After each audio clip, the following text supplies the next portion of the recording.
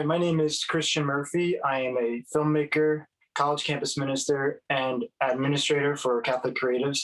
Uh, Overall, I find myself to be a creative person as a whole, while falling into specifics of really loving filmmaking and really loving that process. But I really feel that God's called all of us to be creators of our entire life with everything that we do. The way of looking at faith influencing art and art influencing faith, to me, I can't have one without the other. My discovery of art was through discovery of faith, and my discovery of faith was through discovery of art. So they've always been hand in hand because of growing up with the lessons being taught that we are created, and that whole process of being invited into the creation of us as people, and then going forth and understanding that. And I think JP2 says it so perfectly in that creating each of our lives is a work of art.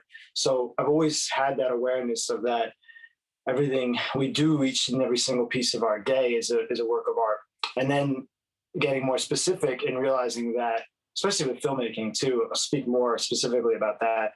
I've always found it to be a really prayerful medium, especially editing and being in that process of sculpting and putting something together and honoring something that was captured. And so it totally plays hand in hand. And for me, they need each other.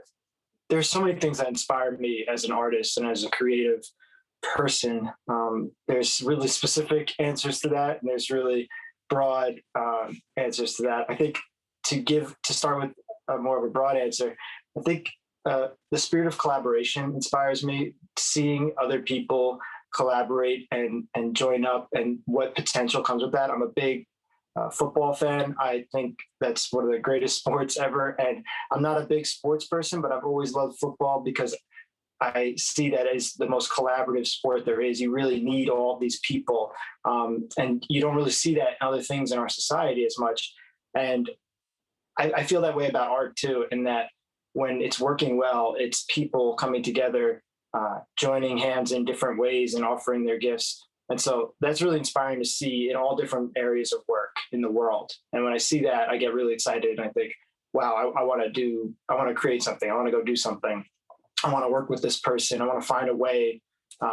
So then to get more specifically, great films and great art inspires me. I mean, seeing people, especially people that are in a similar place to me in my life, doing things that are amazing is inspiring. So watching other creatives do something and just reaching out to them or finding a way to connect with them and be like, how did you do that? That's really inspiring. So I think we are called to inspire each other and kind of share that, because as we've learned this past year, we don't always have great days, and we need to help each other, build each other up, and share in those joys of creation. I first knew that I wanted to do something with filmmaking of some kind. There's like two answers to this. There's the really kind of fun and silly one of being a kid and like discovering movies for the first time. And for that was, this is just funny, that was Terminator 2 for me, which is not the most appropriate movie to discover at a very young age, but that's my dad for you, and he's great for that. At like 7 years old, he's like, you should see this movie. I think this would be fun. And I don't know what the plan was there, but he was right. And my dad is my dad's an artist. He's an amazing piano player and musician. And he's really like, he's the true north of art in my life that is now made me understand how I view art in my own experiences. So he's always been really good at being like, I think Christian's going to dig this. And I think this will kind of have an impact on him. And he was right. So we watched that when I was a kid, and then we acted out the scenes and we got a camera and, did the whole thing. And so I remember that being a moment of realizing that, movies, are a creative experience, and they're people's dreams, and there's people's ideas, and there's the James Cameron aspect of directing this massive movie, but there's also someone who put the wardrobe together, because the famous leather jacket in Terminator 2, there's someone who put that together. That's a person too, and there's all these people that are offering their gifts up. And I remember my dad really being clear and teaching that to me in that process, which I thought was really quite beautiful. What I would say to any beginner in any form of artwork or art medium to kind of be like, hey, you should go for it. I could say go for it. That works too. But to get more specific, because it's not as easy as that at times. And this is things I need to say to myself still to this day. So I don't want this to sound like this is what you do, because COVID has kind of surprised us all this past year, and three of my projects were completely wiped away. So it's been a really humbling year. But one of the best things I heard from another documentary filmmaker who I really admire, he said, make the films that you want to see, or make the work that you feel should exist in the world. Start there. It's going to change a bit because you kind of have to play nice, and you have to understand that you can't make everything for you. You have to understand that there's other people in the world too, and the things that I like definitely are not everything that everyone else likes. If I made all the movies that I wanted to see, they would be 2-hour long and really, really slow contemplative documentaries where we look at a tree for like an hour, and I know not everyone's going to watch that. Right. But start there and be like, what is it that you feel should exist in the world? And because then in and of itself, regardless of the success of what that piece is, you'll be happy that you put it out there. And I think especially with filmmaking or any content creating type of, that word is tricky, but anything like that, it's really tricky because people are so caught up on views, and they're so caught up on what measures as success. But with like something like painting or something like that, you would hang it up on a wall and that would be successful. And you would have a moment with that person that is hanging it up. But yet we're moving in this world with social media that like someone could get 100 views on something that is so good, but they'll think they're a failure. Like, that's crazy to me. And I've been feeling this here at the college with my students because we've had a shift to a YouTube model, and my filmmaking has actually had a transition to my ministry, which I never thought I would say that ever. Always tried to respectfully keep those worlds separated, but God kind of said, no, you need to share your gift here because that's how the students need to stay involved. And we have this YouTube channel, and our views are okay. They're not great, but like they're averaging like 70 to 100 views per thing. Not that great, but if I did an event on campus for my students and like 70 people showed up, they'd be giving me awards, right? So if you think of it in that regard too, don't get caught up in all that aspect of it.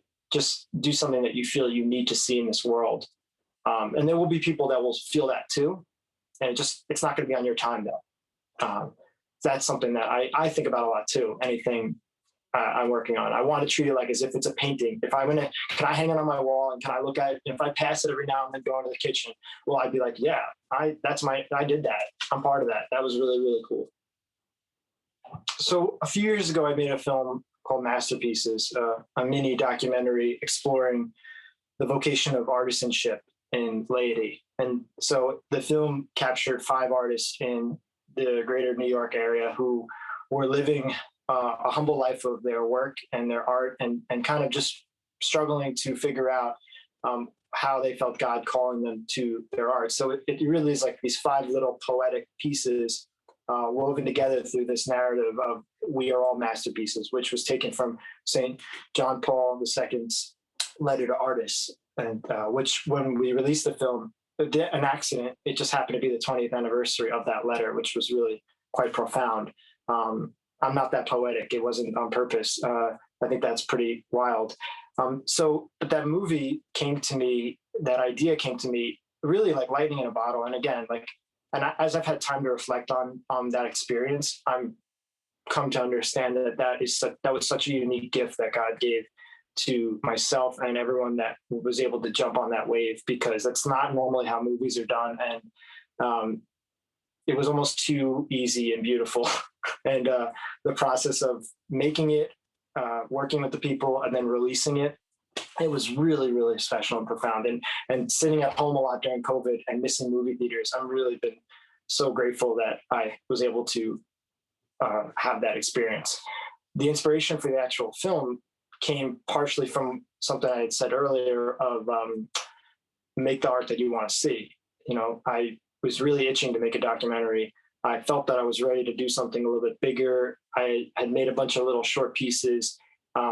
Short content is kind of the way everybody's going these days and things, but I still really like longer form things. And so I was really itching to do something where I could kind of have something a little bit bigger to say, but nothing too crazy, and without out of my means, so to speak. So there was that technical aspect of the challenge. It's a 35-minute film, but it's 5 short pieces that are carefully woven together. So I thought that'd be a really good challenge and the next step for me as an artist to be like, okay, 35 minutes. Can I handle something and can I deliver something? So that was that one aspect.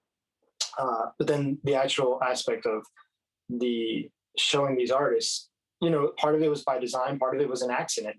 I met a sculptor named Christopher, who was one of the subjects in the film, through the Catholic Creatives community, through my friend Dennis, who let me be a producer on his short film, Simon's Agony, which was about a sculptor. And one of the art directors on that film was Christopher, who was making all the sculptures for the film.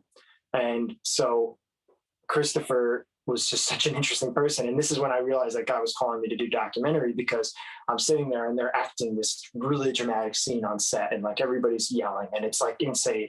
And I was really not that interested and I felt really bad. And I think Dennis was doing an amazing job. And I was like, wow, he's really fascinating, like to see a director work with actors and stuff. But like, I wasn't as like interested as I thought I would be. I kind of thought I'd be like, wow, tell me more, but I was actually kind of getting like antsy. And then there's this sculptor on the side, just kind of sitting with little pieces of clay in the downtime, because there's a lot of downtime when you're on a set of anything. It's like, hurry up and wait. And he's just sitting there playing with this clay. And I go up to him and I ask him, like, you do all this stuff here? And he's like, yeah, come check out my stuff. And we have so much downtime. And he showed me his studio and I was like, wow. And so it was this moment of realizing I want to capture the real sculptor. I want to capture this man. I think he's really interesting. And then from there, once I said yes to that, I felt like God like almost just put me on this wave of like, hey, there's other people like that too. Go find them. And that came through the form of Chris, because Chris was the one that sort of said like, hey, there's other people like this out there in the city, and maybe we just like do something special. So, and so that was really it. And then I just started calling people up and just started saying, hey, would you want to just do this thing? And like, I don't know what it really is, but I think it'd be really fun. And I think there aren't enough things out there that are speaking to the laity about vocation, because it took me to be at the time like 25.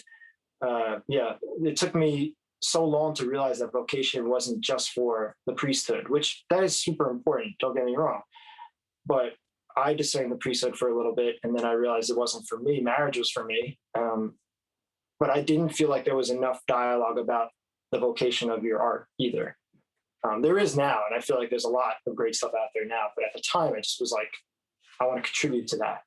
And then we just hopped on that wave, and everybody else was like, yeah, I want to talk about this too. And everything was so organic and beautiful.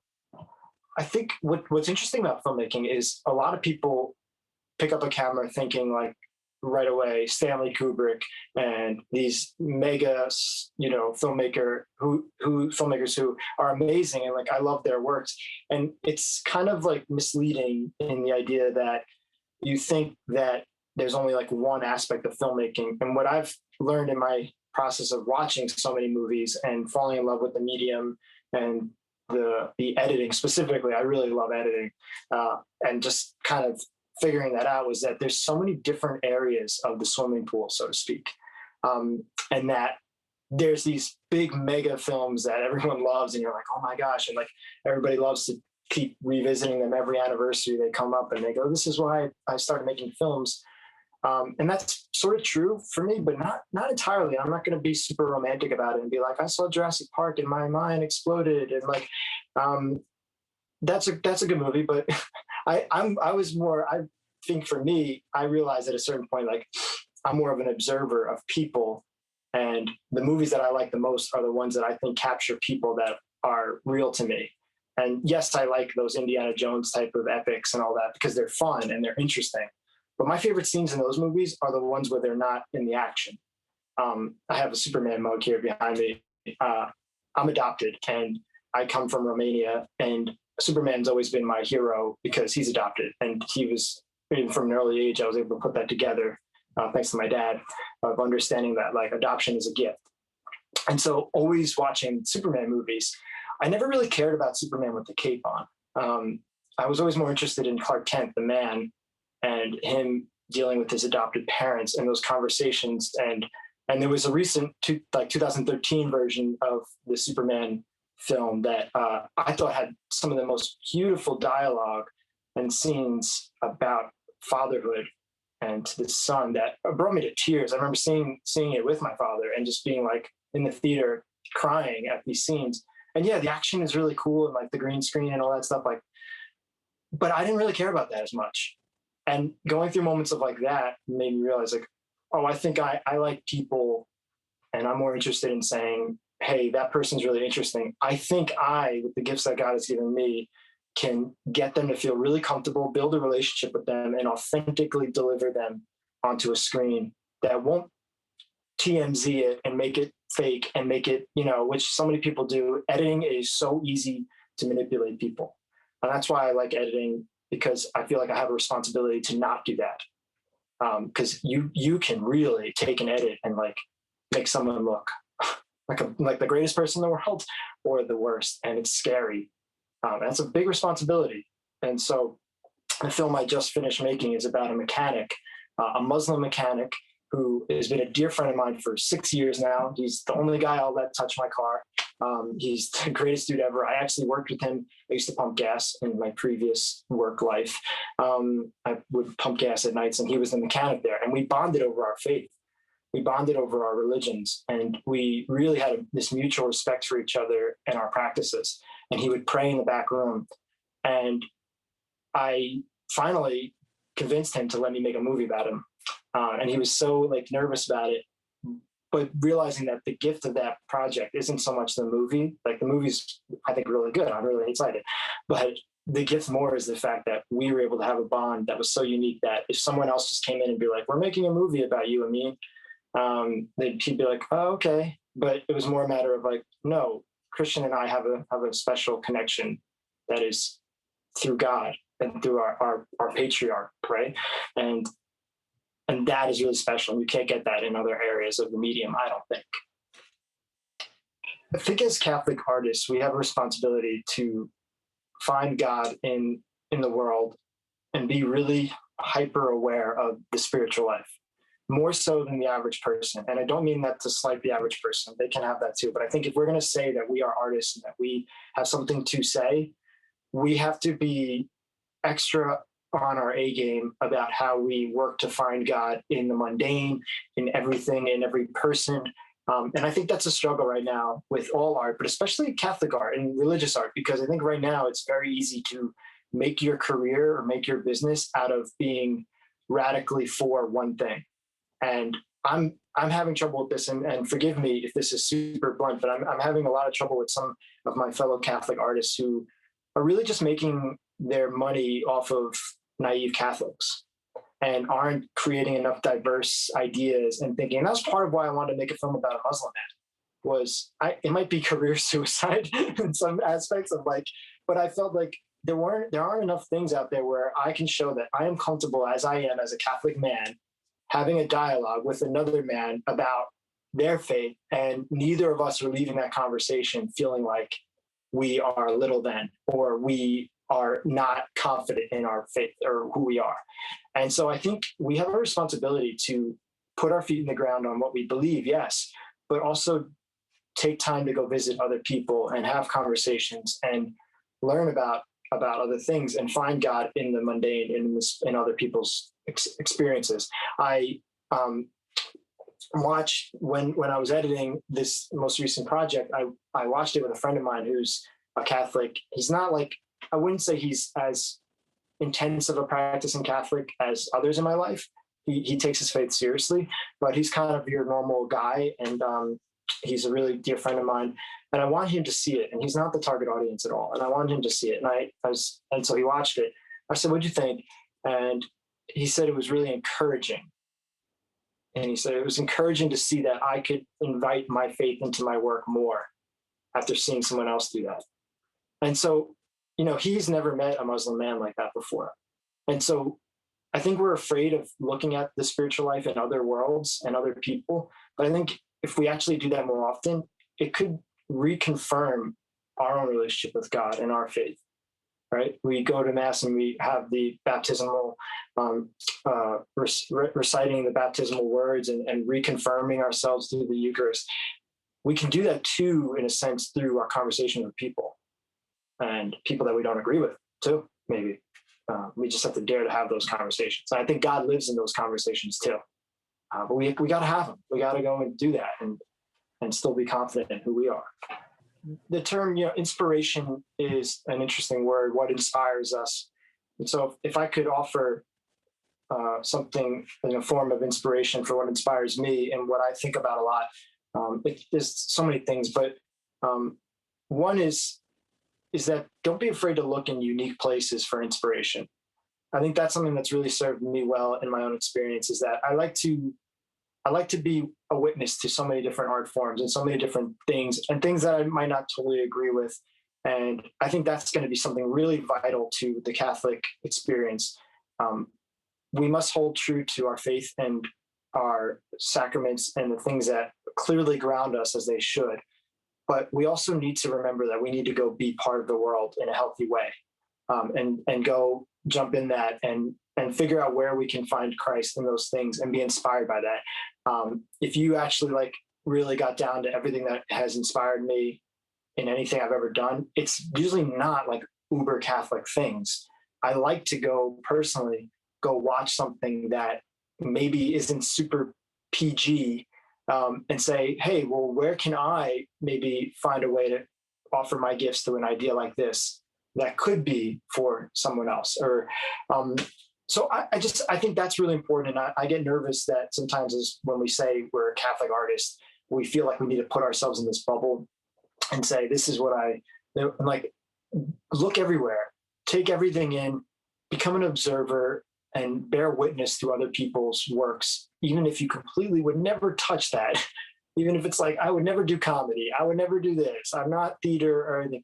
Go soak all that up, and you'd be really surprised to see where God leads you with that. This year has been a year where I found myself working on projects and doing things that I never said I would do 5 years ago, 6 years ago. I always said, I make movies like this, or I do this. And I've been consistently humbled in that God has been saying to me, do other things, find other ways to be creative, and don't limit yourself to just one thing. So I think that's something. Don't limit yourself. Really be open to all different swimming pools and see what's out there.